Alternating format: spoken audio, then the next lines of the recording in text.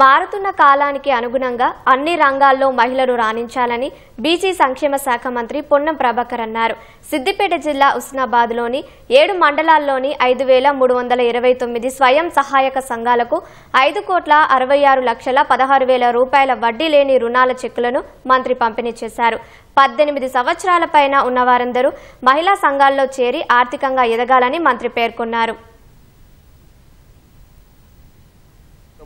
ఇండస్ట్రీకి లోన్ కావాలన్నా కొంత ఇబ్బంది ఉన్న మహిళా సంఘాల దగ్గరికి బ్యాంకర్సే వచ్చి లోన్ ఇచ్చేటువంటి పరిస్థితిలో ఉన్నారు. కాబట్టి పారిశ్రామికంగా మారుతున్న కాలానికి అనుగుణంగా అన్ని రంగాల్లో మహిళలు రాణించాలనే ఈ ప్రభుత్వ ఆలోచన ప్రకారంగా ఇంకా ప్రభుత్వం ఎన్ని కోట్లైనా లోన్ ఇవ్వడానికి సిద్ధంగా ఉంది. ఆ లోన్ యొక్క వడ్డీని ప్రభుత్వమే కడతా ఉంది. కాబట్టి మహిళా సంఘాల సభ్యులందరూ కూడా 18 సంవత్సరాల నుంచి ప్రతి మహిళను సభ్యులుగా చేర్చుకుంటూ సంఖ్యను పెంచుతూ వాళ్ళకు అవసరమైనటువంటి ఆర్థికంగా ఎదగడానికి సంబంధించినటువంటి విషయం లోపల మీరు చొరవ తీసుకొని ముందుకు పోవాలని సందర్భంగా కోరుతూ ప్రభుత్వం మీకు అన్ని రకాలుగా అండగా ఉంటుంది.